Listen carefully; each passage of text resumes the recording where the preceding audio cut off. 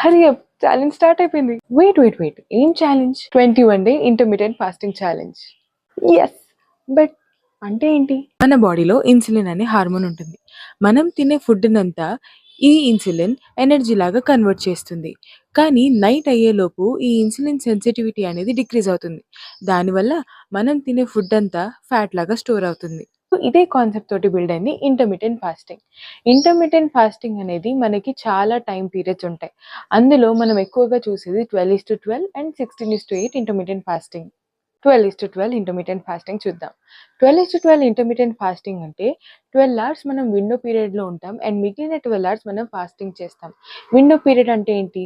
For example 7 AM to 7 PM or 8 AM to 8 PM or 10 AM to 10 PM.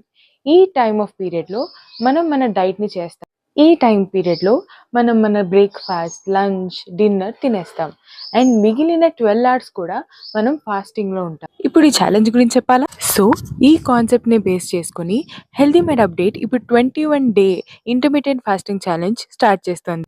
నేను ఛాలెంజ్కి ready, మరి మీరు? అయితే comment బాక్స్లో రెడీ అని పెట్టండి.